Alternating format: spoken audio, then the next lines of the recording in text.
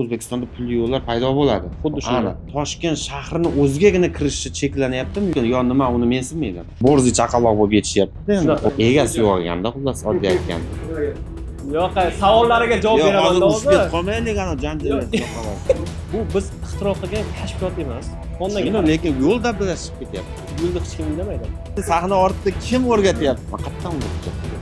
Ha, o'zi asli suvmi, yomg'irmidi asosiy dushman? Yo'q. Qonundan bizdan talab qilishgan. Voh, mo'mi kattakon odam ekan, bu falonchini qarindoshi deb. E'tiroz dahshatli darajada bo'lyapti. Hamma nimadir xohlayapti. Nimadir xohlayapti. Siz nima xohlayapsiz? Bundan keyin bunaqa bo'lmaydi. Yengillik berish umuman nazarda tutilmagan.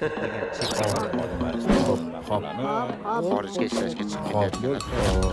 Yuridik jismoniy shaxslar, masalan, ko'plagan markaz boshlig'i jahon chiqib boshida. Siz nima uchun qamoqda ushlangansiz? Vaqtinchalik tanaffus tushunish kerak. Hamma narsani ham ochiq-oydin gapirib bo'lmaydi.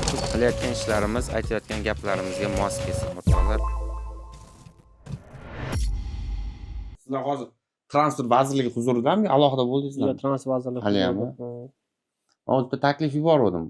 O'sha vaqtinchalik bug'doy bilan yuk tashuvchilarga imtiyoz beringlar shu iyun oyigacha, iyul bug'doy mavsumigacha deb. U rosa koptok bo'ldi oxiri. Inspeksiya keldimi shahardagi? Uyimga boribdi-da ular. Uydagilar uni formasini tushunmaganda, jiringlatibdi-da, o'g'lim chiqqan, u tushunmagan kichkina bola-ku. Menga telefon qilib, Milliy gvardiyami, qanaqadir xodimlar kelib ketdi dedi. Men aytaman, nimaga ular keladi deyman, sabab ishxonamni bilsa boshqa. Orada o'tgan yil shunaqa bo'ldiki, meni bir ikkitasi taqib qilib yurdi-da, ana o'zi uyimga kira olmaydi-da, qo'ni qo'shnilarim olib ketib, dopros qilib, nechida ishga kelib ketaman. Anaqa bolalarim qayerda o'qiydi, mana shunaqa rosa asabga tegdi-da. Keyin oxiri nomerlargacha topdim-da, prokurorga berdim-da. Maqsad nima, nega bunaqa taqib qilyapsizlar deb. Keyin to'polang bo'lib ketdi, janjal bo'lib, kechirimlar so'rab, uzr deb turib xullas. Aytdim, yana boshlanibdi-da deb o'yladim-da, asabim buzilib. Keyin bittasi telefon qilib qoldi. Aka, men transport vazirligidan yo'q. Menga qarang, siz formada yurasizmi? Ha dedi. Uyimga borgansizmi? Desam, men dedi. Baraka topqin, nimaga uyga borasizlar? Topa olmadik sizni dedi. Ha, baraka topqin, meni biladi-ki, bitta poyezd bersangiz qayerda ishlayman. Shunda ishxonaga kelmabsiz-da dedim. Keyin keldi ishxonaga. Dilshod borganda. Yo'q, men e'tirozim yo'q sizlarga deb yozib berdim. Men aytyapman-da, sizlarning vakolatinglardan emas buni qilish, buni просто Kabmindan bitta topshiriq xatini tushirib berish kerak. Shuni исключительный момент GAIga bo'lish kerak topshiriq. Shunaqa. Shular o'tishsa, agar bug'doy bo'lsa, bo'lsa, tegmay tur. Bu ham o'sha Vaqtinchalik iyulgacha degan. Iyulgacha, to есть bug'doy o'rim mavsumi bo'lar ekanda, keyin hamma hududlarga yig'ilar ekanda zaxira. Keyin bo'ldi все. Hozir narx oshib ketgani Toshkentdan tashyapti-da hammasi. Baza betda ekanda, chetdan kiradi-yu anaqa. Bug'doy kesib, betdan keyin taqsimot bo'lar ekan. O'sha taqsimotda ilgari bir xotka bo'lib olib borgan bo'lsa, shuni hozir 2-3 bo'lib olib boryapti ekanda. Zato что anaqa tarozilar bo'lganiga-da. U narxga ta'sir qilyapti-da. Farq aka, bugun Oliy Majlis Senatida, demak, Toshkent shahriga yuk mashinalari kirishda alohida ruxsatnoma talab qilinishi haqida materiallar chiqdi. Senatorimiz chiqib bu haqda qisqacha ma'lumot berdi. Endi uni kuzatgan, bilganlarda taxminan tasavvur bo'lyapti. Demak, bundan buyon Toshkent shahriga kirishda og'ir yuk mashinalari, katta gabaritli mashinalar shunchaki kira olmaydi, kimlardir ruxsat olish kerak. Ruxsat bergan davridagina yo'lda harakatlanadi, to'g'rimi? Shunaqa. Biz tushunishimiz bo'yicha shunaqa bo'lyapti. Hozirda avtomobil yo'llari to'g'risidagi qonunni yangi tahriri qabul qilinmoqda. Bu oldingi qonunimiz 2007-yilda qabul qilingan. Bugungi kunda zamon shiddat bilan rivojlangan sari qonunda qaysidir bir joylardagi huquqiy bo'shliqlar bartaraf etilmoqda. Bugungi yangi tahrirda qabul qilinayotgan qonunda yangi atamalar paydo bo'lgan.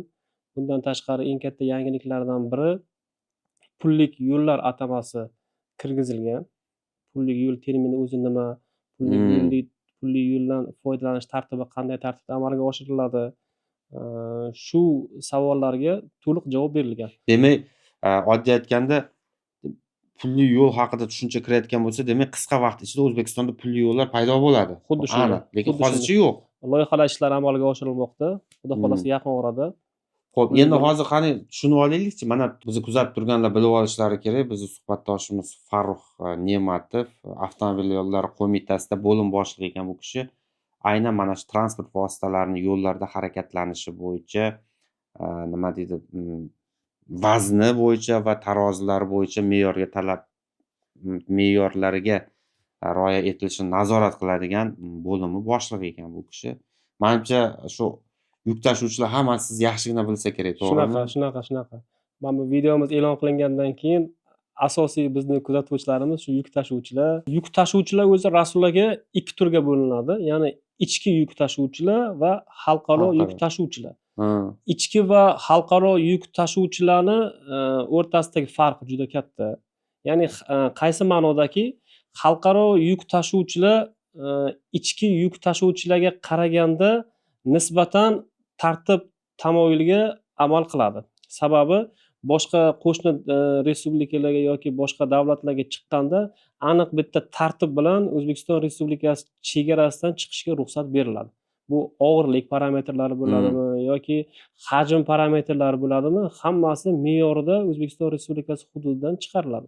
Bugungi kunda ichki tashuvchi harakatlanuvchi transport vositalari haydovchilari, logistik firmalar deyarli aksar qismi belgilangan normalarga amal qilmaydi.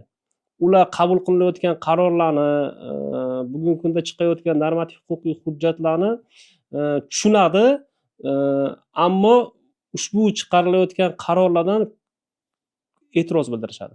Yo'q, e'tiroz bildirishmaylik, yo nima uni mensimaydimi? Mensimaydi degan ma'noda ham to'g'ri. Sababi hozir yana bizga hozir biz yana jarima miqdorini oshiramiz yoki ularga nisbatan javobgarlik masalasini kuchaytiramiz desak, bizga nisbatan reaksiya bo'ladiki, sen oldin yo'lni to'g'rilab qo'y, sen oldin yo'lni, avtomobil yo'lini Yevropa andozidagi yo'lni qurib qo'y, biz keyin yuramiz. Oldin biz bugungi kunda qurilgan avtomobil yo'llarini saqlash bugungi kundagi birinchi o'rindagi bizdagi masala. Yo'l yomonlashib boryapti va bunda tabiiy ravishda bilamiz, o'sha og'ir yuk mashinalari, ya'ni me'yordan ortiq yuk ortadigan bo'lsa, yo'lni garmoshka qilib tashlaydi. Shunaqa. Bir pasda yaroqsiz ahvolga olib keladi. Aynan mana shu og'ir yuk mashinalarini harakatlanishi bo'yicha oddiy odamlarda juda ko'p e'tirozlar bor-da. Shaxsan men ham qattiq e'tiroz qilganman. Me'yordan tashqari yuk bilan nimaga harakatlanyapsan? Yo'lni o'ylamaysanmi degan. Bir tomondan, bitta o'zining foydasi uchun butun bir yo'lni ishdan chiqarayotgani bor. Lekin qiziq tomoni shuki, xo'p, ularga kimdir xuddi shunaqa og'ir yuk mashinasini sotib olishiga chetdan kelib yoki O'zbekistonda harakatlanib yurishiga kimdir ruxsat berib qo'ygan-ku shu paytgacha. Kim ruxsat beryapti unda?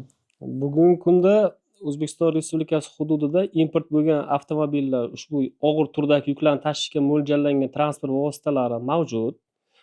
Ushbu transport vositalari bugungi kunda qurilish, boshqa joylarda jadal rivojlanganligi sababli ushbu turdagi transport vositalarining turi kengaydi ayni paytga kelib. Bugungi kunda agar huquqiy jihatdan olib qaraganingizda ushbu transport vositalariga chegarada import bo'lishiga qonunan cheklov yo'q. Xohlagan darajada yukni tashiy oladigan bo'lsa, qaysi ma'noda? Bular mana haydovchilar bilan biz ko'p fikr almashamiz, ular bilan suhbat qilamiz, ularni muammolarini o'rganishga harakat qilamiz. Ularda bitta fikr bo'ladiki, nima uchun O'zbekiston Respublikasiga ushbu turdagi transport vositalari import qilinishiga ruxsat berildi? Ya'ni import, endi oddiy odamlar tushunib oling, ya'ni chetdan O'zbekistonga olib kirilishiga ruxsat berilyapti-da, mana shu og'ir yuk mashinalariga ham. Ya'ni yo'llarimiz chidamaydi, lekin uni olib kirishga mumkin. Huquqiy mantiqsizlik bir tomondan to'g'ri, ikkinchi tomondan agar biz ushbu turdagi transport vositalariga import bo'lishiga taqiq qo'yiladigan bo'lsa, ayrim tadbirkorlar tomonidan shunaqa e'tirozlar bo'lganki, deylik yangi tug'ilgan farzand misolida olaylik. Farzand ushbu bola kelajakda 1 yildan keyin yoki 2 yildan keyin jinoyatchi bo'lib yetishi mumkin degan nazariya bilan qarasak, bitta insonga, bitta farzandga, o'sha bolaga, lekin u jinoyatchi bo'lmasligi ham mumkin. Qaysi ma'noda?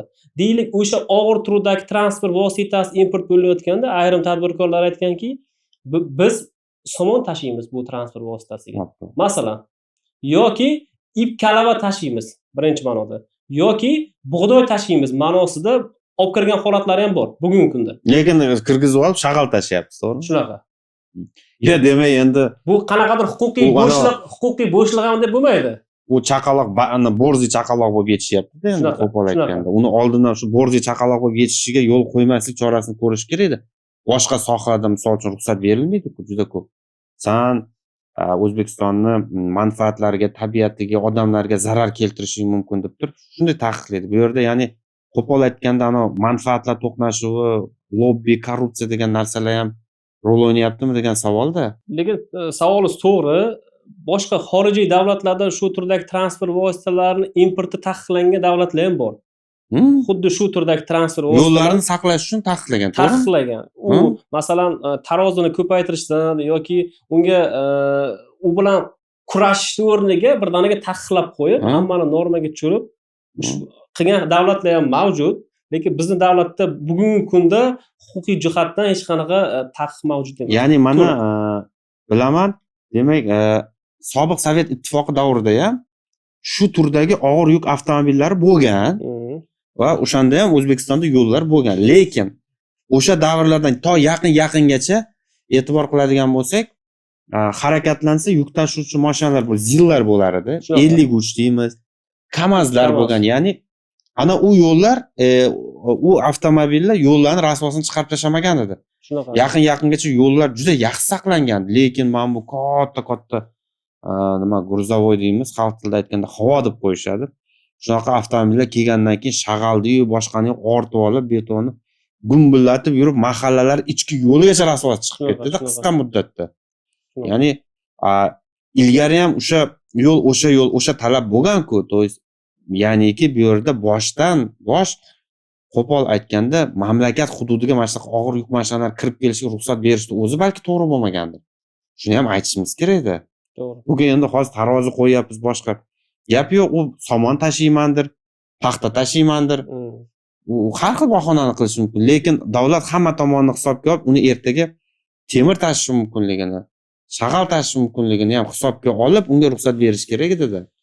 Bugungi kunda ushbu holatlarni bartaraf etish bo'yicha taklif loyihalari tayyorlab berildi. Sizlarda ham eshitdim. O'zi shunaqa ruxsat berishda, mana shunaqa yuk import bo'yicha mana respublikaga yangi turdagi yuk mashinalari kirib kelishda, yo'lda egalari ertaga sizlar mana yo'lda yursa bular og'ir yuk bilan bu yo'limiz ko'taradimi, bir sizlarni ham eshitaylik deb bir hech bo'ladimi taklif?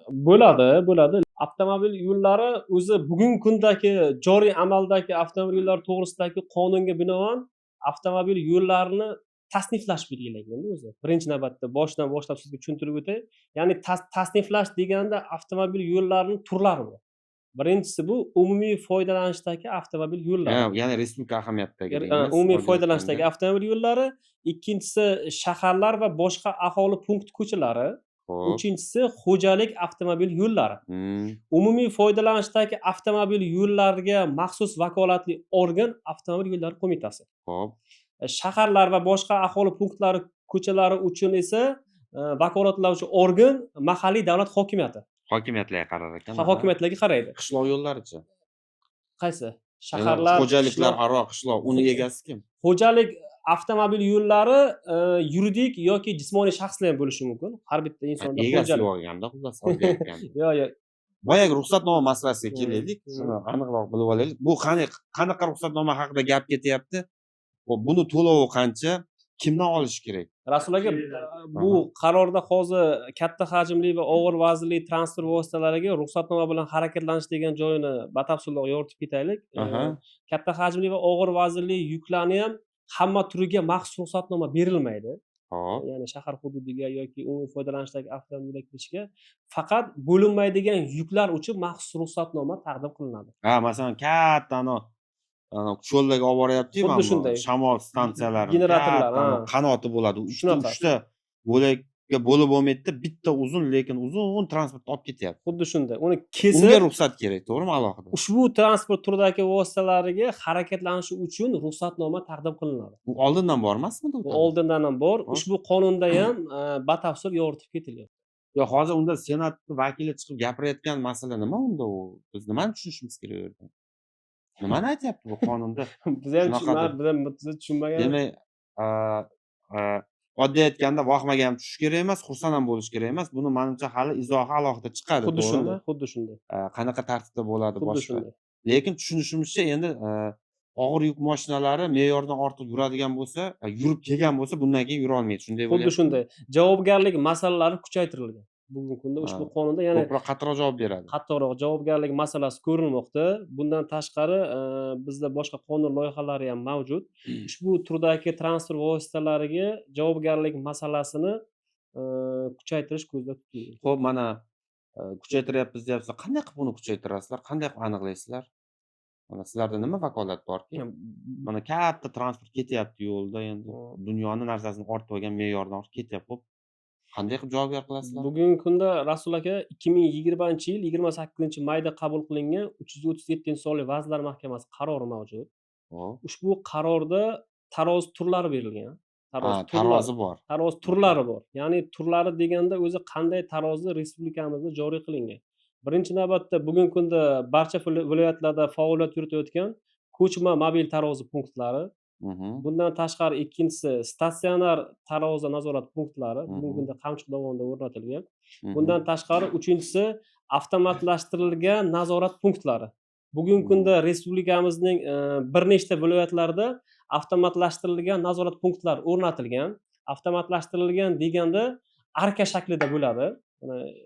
Arka tepadan bunday turadi. Arka bo'ladi. Asfalt qoplamaga yoki beton qoplamaga shu tarozi moslamalari datchiklari o'rnatilgan bo'ladi yo'lga. Bundan tashqari transport vositasining gabaritlarini, davlat raqamlarini aniqlash uchun alohida kamera arkada joylashtirilgan. Ushbu siz transport vositasida harakatni to'xtatmaysiz. Bu yerda inson omili aralashmaydi. Siz harakatingizni davom ettirganingizdan so'ng agar sizda og'irlik aniqlanadigan bo'lsa, avtomat ravishda jarima yuboriladi. To'xtang. Mana ketyapti, ving o'tib ketaveradi, zing'illab sizni lekin qaysidir joyda tarozi bo'lgan, uni ma'lumotlari ketadi. Jarima to'lash mayli bir gap bo'lar. Men jarima keldi, jarima to'layman deyman. Lekin meni hech kim to'xtatmaydimi yo'lda? Men ketaveramanmi dalsa? Bugungi kundagi normativ huquqiy hujjat bo'yicha bularga huquqiy chora ko'rish vakolati yo'l harakat xavfsizligi xizmatiga yuklatilgan. GAIlarga yuklatilgan. Yangi tahrirda bugun qonun qabul qilingan respublikamizda. Bugungi kunda transport nazorati inspeksiyasiga ham yuridik jihatdan chora ko'rish vakolati berildi. Ayni paytda. Transport nazorati inspeksiyasi. Avtomobil yo'llari qo'mitasini to'xtang, o'sha inspeksiya qanday qilib chora ko'radi? Nima vakolat berildi ularga? Transport vositasini og'irligi belgilangan miqdorlardan oshiq bo'ladigan bo'lsa, ma'muriy javobgarlik qo'llash vakolati. Bo'ldi. Demak, bu oddiy aytganda GAI bilan birgalikda demak bugun transport vazirligi xodimlari ham, inspektorlari ham chora ko'rishi mumkin. Faqatgina ana mashinani o'sha og'irlik yuki yoki gabaritlari katta bo'lsa, og'ir bo'lsa, ular chora ko'raladi. Boshqa holatlarda ular chora ko'ra olmaydi. O'zini faqat shu holatda ko'radi javobgarligini ularga ham to'xtata oladi hamma. Xuddi shunday. Rejimda bo'ladi. Ayni paytda avtomobil yo'llari qo'mitasi va uning tizim tashkilotlariga transport vositalarini to'xtatish, ularga huquqiy chora qo'llash vakolati berilmagan.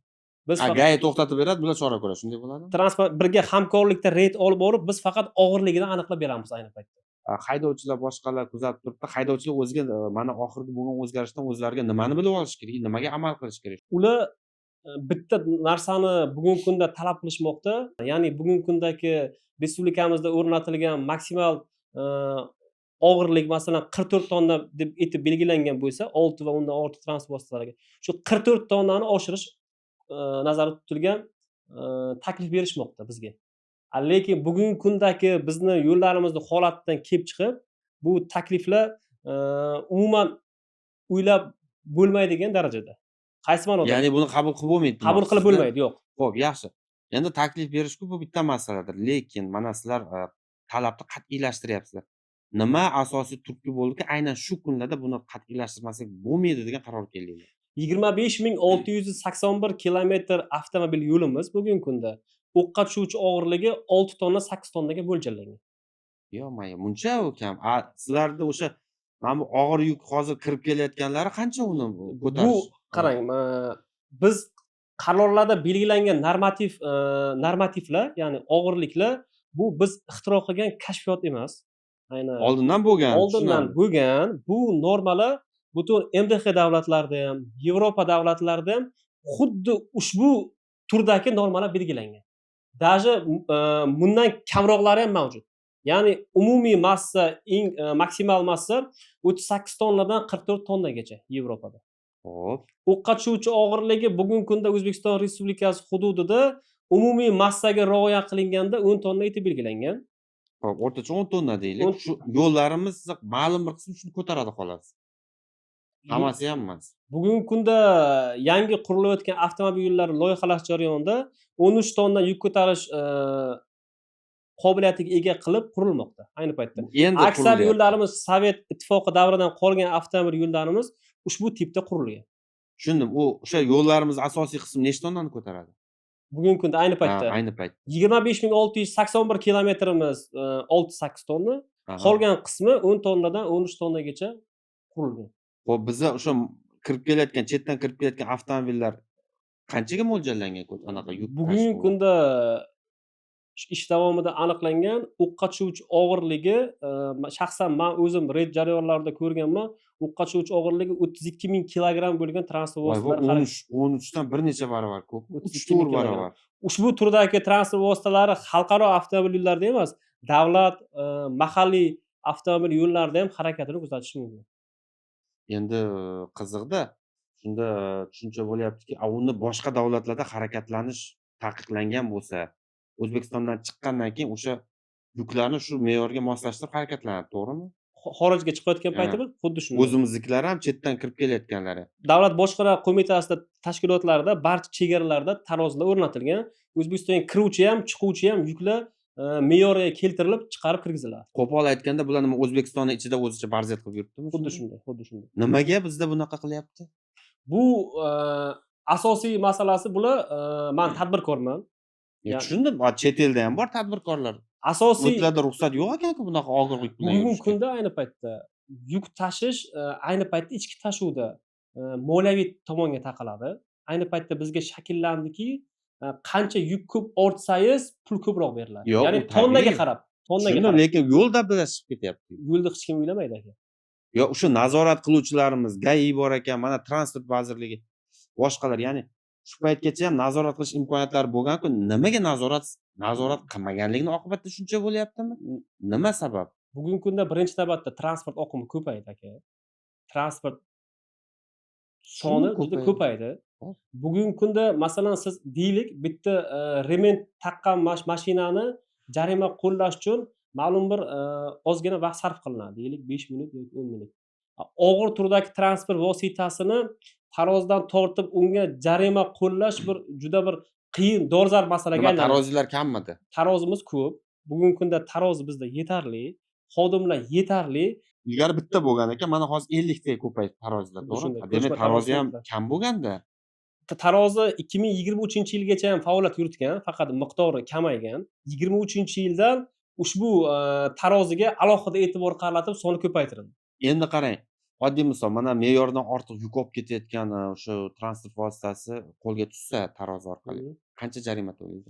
Maksimal bugungi kunda jarima miqdori 20 oklad.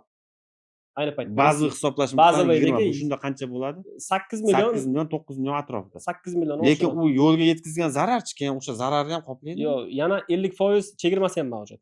Ha, u 4,5 million deylik, U 4 million. 4 million so'm chegirma bo'ladi, lekin u bitta deylik, men har doim bitta misolni keltiraman. Qoraqalpog'iston Respublikasidan, deylik, Qoraqalpog'iston Respublikasidan Toshkent shahrida yuk olib kelinyapti 100 tonnadan ortiq. U avtomobil yo'llariga yetkazayotgan zarari qanchada? U to'layotgan jarima o'sha avtomobil yo'liga yetkazilgan zararni 0,1 qismini ham qoplamaydi. Tushundim. Ikkita tushuncha bor-da qonunchilikda. Xo'p. U o'sha normaga rioya qilmaganligi uchun jarima to'layapti. Gap yo'q. Bu tushunarli. Xo'p, o'sha normaga rioya qilmaganligining oqibatida yetkazilgan zarar bor. Avtomobil yo'liga. Ha, yo'q, o'sha zararni ham qoplatish majburiyati yuklatiladimi, yo'qmi? Bugungi kunda qarang, bu ikkinchi tomoni. Deylik, bugungi kunda ma'muriy javobgarlik bilan javobgarlikka tortildi haydovchi. Hmm. Haydovchi jarimaga tortilgandan so'ng o'sha Vazirlar Mahkamasi 710 qarori bilan yo'lga yetkazilgan zarar miqdorini undirish tartibi belgilangan. Bu miqdorda bormi? miqdori bor. Ya'ni transport nazorati inspeksiyasi tomonidan dalolatnoma tuziladi o'sha haydovchiga Ya nisbatan. tushundim, uni protsessi. Proses amalga oshirilgandan so'ng agar yukni qayerdan olib chiqish ma'lum bo'lmasa, deyarli bugun harakatlanayotgan transport vositalarining 3dan 2 qismida yuk hujjatlari mavjud emas. Agar yuk hujjati bo'ladigan bo'lsa, biz biladiki, o'sha zavod qayerdan yuk hujjat qilib bersa, qayerda ushlangan holatgacha jarima qo'llash tizimi mavjudligini. O'sha uchun ular yuk hujjatini soxtalashtirib, mavjud emas qilib ko'rsatadi ayni paytda. Endi yuk hujjat qilib bera oladigan joyi bor, qilib bera olmaydigan joyi ham bor-da. Uni ham hisobga olish kerak-da. Men misol uchun yaqinda bir joyda tozalatdim. Ortda yuk o'ta qutbiroq boshqa u yoq bu yoq. Men qayerdan unga hujjat qilib bera olaman? Jismoniy shaxs sifatida men yollayapman. Misol uchun ZIL davlat ishxonasi yoki xususiy qanaqadir ishxona bo'lsa-ki, tartib bor, blankalar bor, qilib beradi.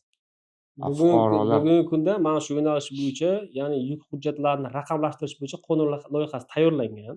Ya'ni qonun loyihasida jismoniy shaxslar va yuridik shaxslar tomonidan yuk hujjati berish tartibi belgilanmoqda. Ya'ni siz uyingizda ma'lum bir yukingizni tashish uchun o'sha tizimga elektron ravishda ma'lumotlarni kirgizasiz. Endi savol. Mana yangi qonun qabul qilinibdi. Mana oddiy kuzatuvchilarga qiziqda, mana avtomobil haydaydiganlarga. Yo'llar mana shu og'ir yuk tashuvchilarni aybidanmi yo boshqa ob-havo sababmi, xullas qanaqadir sabab bilan yo'llar yaroqsiz holga kelib qoldi. Yamalar paydo bo'ldi, hamma joyda. Ketyapti kimdir avtomobilda o'sha yerda yo'l transport hodisasi bo'ldi yoki balon yorilib ketdi va hokazo bo'ldi. U zarar ko'rdi. O'sha haydovchilar endi masalan o'sha yetkazgan zararni qoplab ola oladimi? Men atayin qilganim yo'q, mana shu yo'l yaxshi bo'lmaganligi uchun shu ahvolga tushdim deb turib, kimdir o'ziga ham yetkazilgan zararni qoplab olish huquqlari bormi? Bor, mavjud. Ayni paytdagi qonunimizda ham mavjud, yangi tahrirdagi qonunda ham belgilangan. Nima deb javobgarlik masalasi. Qanaqa imkoniyat bor mana oddiy kuzatuvchi biz haydovchilarimizga?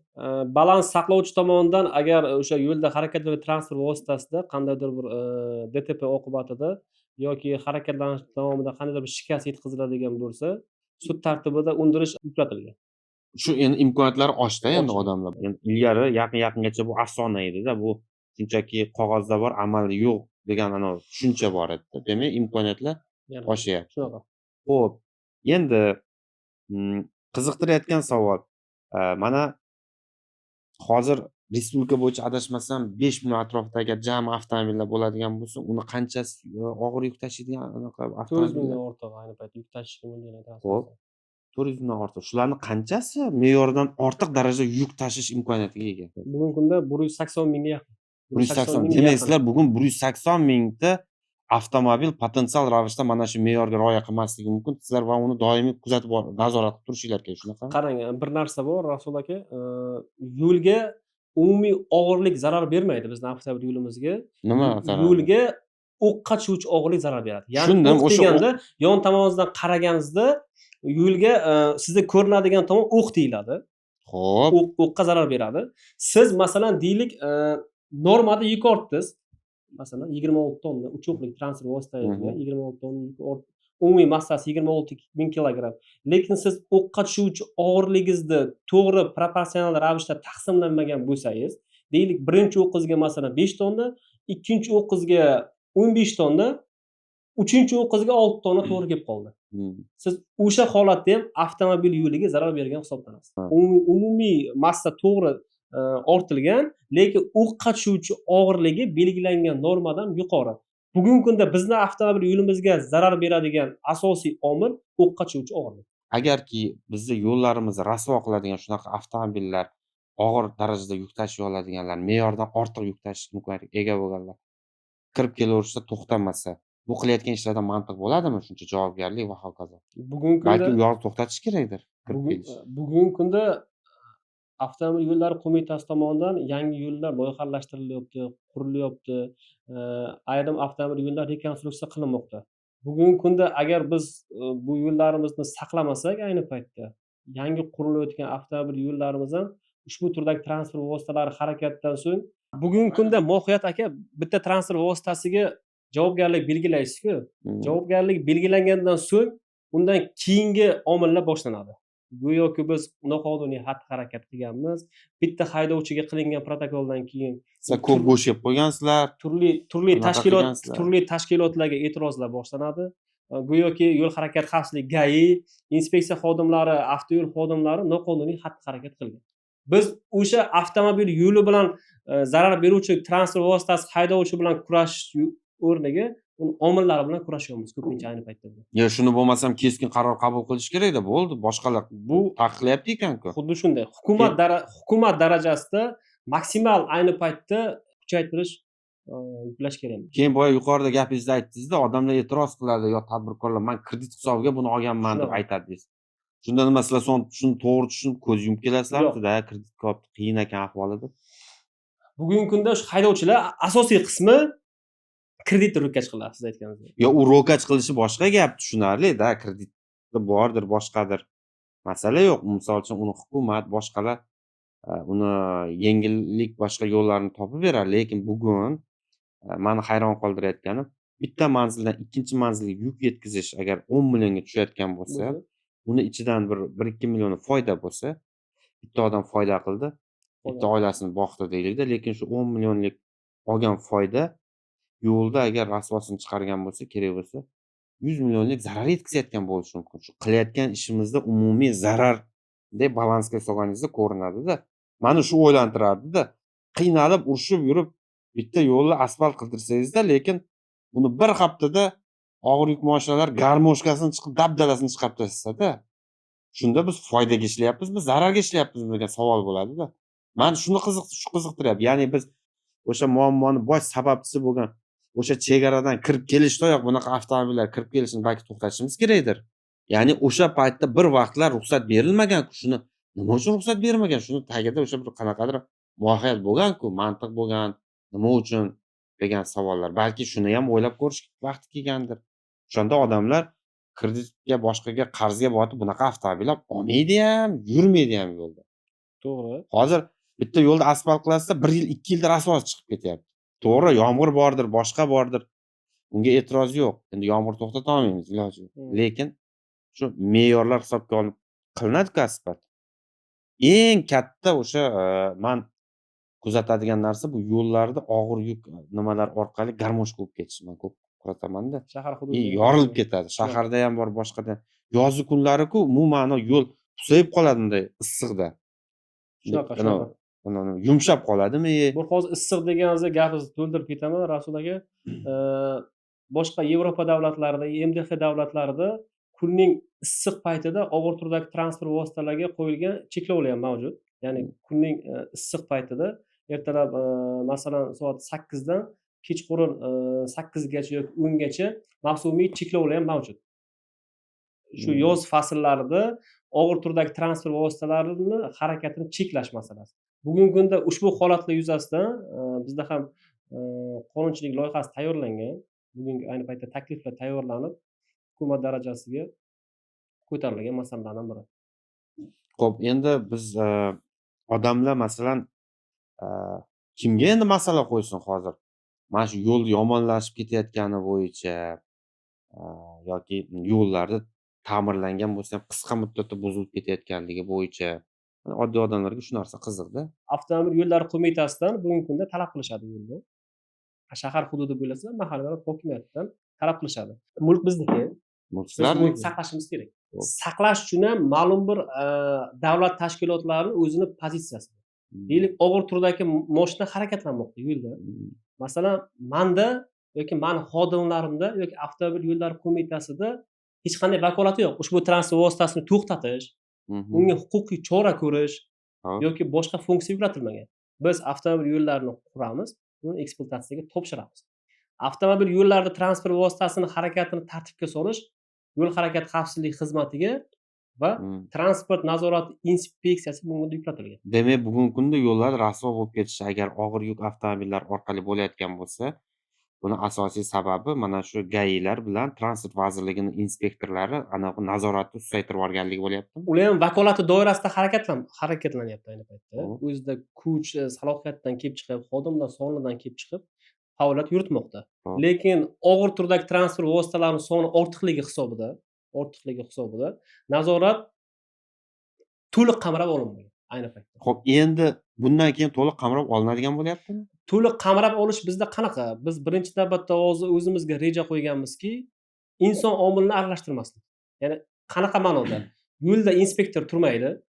Aha. O'sha arka shakldagi bugungi kunda o'sha qaror bo'yicha biz 100 dan ortiq hududlarni belgilaganmiz, tochkalarni. O'sha 100 dan ortiq deyapsiz, bu demak respublikani hamma hududlarini qamrab olganmi? qamrab olingan. Qashqadaryo, Xuddi shunday. Qoraqalpog'iston. Xalqaro, davlat, mahalliy hamma turdagi avtomobil yo'llarini qamrab olib, inson omilisiz ishlovchi VIM tarozilarini o'rnatishni biz niyat qilganmiz. Bugungi Bu kunda. qachondan u ishlaydi? Bugungi kunda ayni paytda bizda VIM tizimida o'rnatilgan 10 dan ortiq hududlarimiz bor. Ayni paytda. Qayerlar ochiq ayta Ochiq olasizlarmi? ayta olamiz. Ana Bizda aytingchi, Qoraqalpog'iston Respublikasida o'rnatilgan ayni paytda. Aha, keyin Bundan tashqari biz tadbirkorlik tarozi o'rnatiladigan hududlarni biz tadbirkorlik subyektlariga sotgan joylarimiz ham bor. Radarga xususiylar ham bor. Xususiy sektorlarga. Unga ham ruxsat Unga bergansizlar. ruxsat berilgan. Unga tadbirkorga nima foyda undan? O'sha tushayotgan jarimalarning ma'lum bir miqdori tadbirkorga yo'naltiriladi, ma'lum bir miqdori bizga yo'naltiriladi.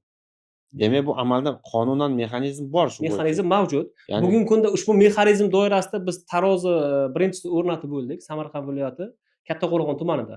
M37 avtomobil yo'lining 83-kilometr qismida ushbu turdagi tarozi o'rnatilgan ayni paytda.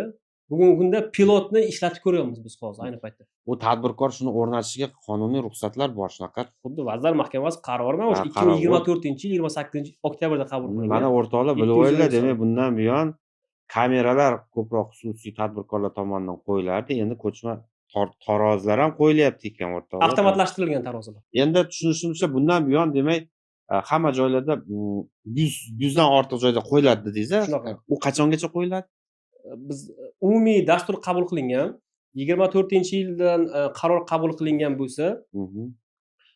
ayni paytda 2026-yilda yakunigacha 20 ta hududda 40 dona tarozi o'rnatish rejalashtirilgan. Bu yil. Bu yil hisobida. Uni ochiq hamma joyda ko'rsatasizlarmi? Odamlar bilib olsa bo'ladimi? Qayerda tarozi bor yo'q? U 24/7 chiroqlar bilan xuddi radarga o'xshagan bir chetda turmaydi u. U yo'lda harakatlanadigan paytingiz o'zi arka sifat ko'rinib turadi. U bekatdagi hech qanaqa anons yo'q uni. Yo'lda 100% ko'rinib turadi. Odamlar taklif ham bersa bo'ladi, mam joyga o'rnatinglar degan. Taklif qabul Inobatga olasizlar. olamiz. Xo'p, Biz qanday hududlarni belgilashda ham o'sha viloyat avtomobil yo'llari boshqarmasi, transport nazorat inspeksiyasi, yo'l harakati xavfsizlik xizmati viloyatdagilar bizga taklif bergan o'sha hududlarni. Biz o'sha hududlarni tasdiqlab auksionga chiqarganmiz hududlarni. o'sha joyga demak yutib olib, o'sha joyga qo'yish kerak. Shunaqa. Xo'p, men Farruh aka, men oddiy fuqaro sifatida mana bir ovloq joyga ketyapman, odam Hmm. kam yuradigan yo'lda. Qarasam shu juda katta yuk ortib olgan yuk tashuvchi avtomobil ketyapti deylik. Va menda shubha bo'lyaptiki, hoynahoy mana shu me'yordan ortiq ortib olganga o'xshaydi. Shu yo'lda ham rasvosini chiqarib ketyapti deb bilyapman. Xo'p, bu jarayonda men nima qilsam bo'ladiki, shuni bartaraf qilishga? Og'ir turdagi transport vositalari haqidagi ma'lumotlarni Xo'p, yo'l harakati xavfsizlik xizmatiga taqdim qilishadi ma'lumotlarni. internetdagi botlari bor, o'sha yerga yuboradi. Botlar Xo'p. orqali avtomobil yo'llari holati haqidagi e'tirozlarni, shikoyatlarni, takliflarni bizga yuborishadi. Qanday Qisqa qilib? 1393 qisqa raqamimiz Ha, demak 1393 ga qisqa raqamga qilsa muammo yo'qmi? xuddi shunday. Qabul qilib oladimi? Shunaqa. Bo'ldi, shu kerak edi. O'rtoqlar, hammani qo'lida telefon bor. Bugun deyarli shunaqa holatga duch kelib qolsanglar, mabodoki o'sha og'ir yuk bilan ketayotgan avtomobil qoidani buzib sizga yo'l bermagan taqdirda ham demak shu yoqqa yuborish mumkin. Yo'lda shikastlayotgan bo'lsa ham o'sha qisqa raqamga yuborish mumkin. O'zlari topib olishadi bu yerda. Demak, bu oddiy aytganda jamoatchilik nazoratini amalga oshirish shakli. Biz hech kimni og'irlashtiruvchi holat, jazolash va hokazo men ham shaxsan tarafdor emasman, lekin odamlarni umumiy xalqni mulki bo'lgan, davlatni mulki bo'lgan o'sha mulkka ham hurmat bilan munosabatda bo'lish kerak, uni asrab avaylash kerak degan fikrdaman. Men bundan bir necha yil oldin o'sha ko'chma tarozini mana shu joyga qo'yib beringlar, yo'llar rasvo bo'lib ketyapti deganimda 2 hafta ketidan yurganman-da, qayta telefon qilib, unda men еще olmaysiz deputat edim. Aka, qilib bering endi deb, vazir o'rinbosarlarigacha chiqqanman-da. Bilaman qanaqa qiyinchilik bilan olib borib qo'yganini. Uni qo'yish bilan masala yechilmaydi-da. Qo'yganingizdan keyin bitta GAI xodimi ham yonida bo'lishi kerak. Xuddi shunday. Uni o'tkazadi, tekshirib, undan keyin ortiqcha bo'lsa chora ko'radi. Endi shu hozir tartib yengillashganmi? Tartib yengillashgan qaysi ma'noda? Bizda tarozi turlari kam bo'lgan oldin, tarozi soni. 2023-yildan tarozi soni sezilarli darajada oshirildi. Xo'p, oldin qancha edi, hozir qancha bo'ldi? Oldin tarozi soni statsionar tarozi Qamchiq dovonida o'rnatilgandi. Mobil tarozi 1 dona edi. Xo'p, hozir qancha bo'ldi? Hozirgi kunda 50 dona ortiq mobil tarozi O, 50 bu katta ko'rsatkich. Demak, bemalol viloyatlar ichida qamrab ko'chirib olib yurish boramiz. mumkin. Xuddi Tushunarli. shunday. O fuqarolar murojaat qildi deylik. Qanday qilasizlar? Bunday qarab, "Bu kattakon odam ekan, bu falonchini qarindoshi" deb shunga qaraysizlarmi yoki farqi yo'q? Shunday tushdi, dak, mana bu joyni tekshirish kerak, ko'rish kerak deb chiqib ketaverasizlarmi? Yo'q, biz bir kun oldin yoki bir hafta oldin har bitta hudud inspektorlari, o'sha tarozi xodimlari, inspeksiya xodimlari dislokatsiya belgilab oladi. Aynan qaysi hududda xizmat faoliyatini olib borish uchun. Siz to dislokatsiyani belgilab borguningizcha 1000 ta quloq chiqqanini aytib qo'yadi buni yukchilarga. Ular bunday aylanma boshqa yo'ldan yuradi. Shunaqa. Bugun Operativlik bormi? bor, mavjud. Xo'p, Hududni almashtirib faoliyat yuritishimiz mumkin. Ha, shu misol, og'aynilar mana bu yo'ldan bugun urib o'tishyapti. Tez kelinglar desa, operatsiya yetib bora oladimi? Bora bo'ladi. Mana shu narsa kerak-da. Agar haqiqatan shu tizim bo'lsa, bu amalda natija beradi. Va endi meni nazarimda shu profilaktikani katta ahamiyati bor-da. U yo'lni ta'mirlash qilish uchun odamlar to'layotgan soliqlar hisobidan byudjetdan pul ketyapti-da. Uni qadriga yetish ham kerak. Bitta odam foyda qilaman deb yo'lni rasvo qilib ketish bu yaxshi emas. Bunga hamma qanaqadir darajada hissa qo'shish kerak. Va ikkinchi tomondan to'g'ri, shu avtomobil egasi, tadbirkorni ham to'g'ri tushunamiz, masala yo'q. U yo'lda harakatlana olmaydigan bo'lsa, demak bu o'sha mashinani O'zbekiston ichiga olib kirib sotib olishga ruxsat bergan kattakonlar bor kimlardir. Ular demak bosh qotirish kerak. Xuddi shunday. Ruxsat berdingmi shu yerda yurishiga? Demak, endi sen uni kompensatsiya qilib berishing kerak. Bu odam ertaga ko'chada harakatlana olmasa, endi nima qiladi? Kreditini cho'zadimi, yopib beradimi, boshqami? Demak, bu ikkinchi masala. Xuddi shunday. Lekin bugun asosiy muammo yo'lni saqlab olish. Saqlash. Endi savollar yana ham ko'p-ku, lekin bugun ancha-muncha shu gaplashib oldik. Meni so'ramoqchi bo'lganim, balki men sizdan so'rolmay qolgan qanaqadir masala bordirki, odamlarga yetkazib qo'yadigan. Erta indindan boshlanadi hayva. Mana endi bir kami mana endi og'ir yuk mashinalariga yopishmaganinglar qolgan edi. Endi shunga ham ruxsat kerak ekan. Yana korrupsiya ekan deydi. E'tiroz dahshatli darajada bo'ladi.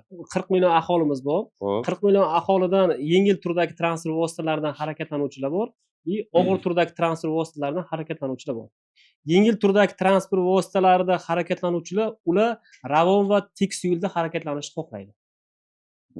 Velosiped haydovchilar ham bor. Velosiped. Ular Ravon, Tix yo'lda harakatlanishni xohlaydi. Og'ir turdagi transport vositalarini harakatlanuvchi transport vositalari egalari ular ko'proq yuk ortib avtomobil yo'lidan harakatlanishni xohlaydi. Ularning maqsadi. Chunki ular o'sha kreditni hisoblashda ko'proq yuk ortib hisoblashni o'rniga kalkulyatsiya qilib kredit olingan. Bugungi kunda kredit olinmaganlardan tashqari ko'proq mo'may daromad topishni xohlaydi. Chunki tadbirkor. Ikkinchi tomonda esa yengil turdagi transport vositalari egalari Ravon yo'ldan yurishni xohlaydi, yo'lda Tix bo'lishni xohlaydi. Yo'lda qanaqadir bir shikast yetkazilgandan so'ng zararni bizdan undirishni xohlaydi. Biz hozir avtomobil yo'liga quryapmiz. Davlatdan o'sha avtomobil yo'li ham davlatdagi barcha fuqarolardan olingan soliq to'lovchilarning hisobidan quriladi. Yo'q, tushunarli, umumiy hamma nimadir xohlayapti. Nimadir xohlayapti. Siz nima xohlayapsiz? Biz xohlayotganimiz ayni paytda Xo'p. mutaxassis sifatida tartib bo'lishini xohlaymiz. Demak, signal bo'lishi kerak. Me'yordan ortiq yuk tashib bemalol yurganlar bo'lsa, bilib qo'ylaring, bundan keyin bunaqa bo'lmaydi. Yengillik berish umuman nazarda tutilmagan. Ya'niki kuchaydi. Endi qo'pol aytganda qattiq kurash bo'ladi. Xuddi shunday, xuddi shunday. Hech kimni ajratmaysizlar. Yo'q. Bu o'sha yuk tashuvchilarga signal. Odamlarga nima signal? Oddiy fuqarolarga biz birinchi navbatda mana shu turdagi transport vositalarini tartibga solganimizdan so'ng bosqichma-bosqich bugungi kunda avtomobil yo'llarida qo'mitasi tizim tashkilotlari tomonidan qurilishlar amalga oshirilmoqda. Bugungi kundagi barcha va xato kamchiliklarimizni qaysidir jabhadagi yoki yo'llarimizni qaysidir birdagi nuqsonlarni to'liq bartaraf etishni ko'zda tutganmiz. Kuzatganlarga katta rahmat. Menimcha odamlarning vaqti bekor ketmadi deb o'ylayman. Lekin bu jarayonda hamma o'zini yoki bu darajada qanchalik ishtiroki borligi haqida ozgina bo'lsa ham tushuncha bo'ldi. Hali ochiq qoladigan savollar juda ham ko'p, to'g'risi bu borada. Asosiy savollardan biri bu demak odamlar mana shu benzin sotib olganda va hokazo yoqilg'i olganda mani soliq to'lovchi sifatida qanchadir miqdorda mablag'im ketyapti-yu, yo'lni yaxshilashga nimaga uni men natijasini ko'rmayapman degan e'tirozli savollari bo'ladi. Bugunga to'xtalmadik to'g'risi, ya'ni moliyaviy taqsimot va hokazolar masalasida. Imkoniyat bo'lib qolsa bular haqida yana alohida to'xtalamiz. Umuman aytganda biz boshlangan islohotlar, harakatlar agar siz aytgandek maqsadga qaratilgan bo'lsa, bizga ham, menga ham shaxsan juda ma'qul. Faqat endi hammasini vaqt natija ko'rsatadi. Xorijga ishlashga chiqib ketayotgan Yuridik jismoniy shaxslar, masalan, ko'plagan parkez ochib jahon chiqishida siz nima uchun qamoqda ushlangansiz? Vaqtinchalik tanaffus tushunish kerak. Hamma narsani ham ochiq oydin gapirib bo'lmaydi. Qilayotgan ishlarimiz, aytayotgan gaplarimizga mos kelsin, o'rtoqlar.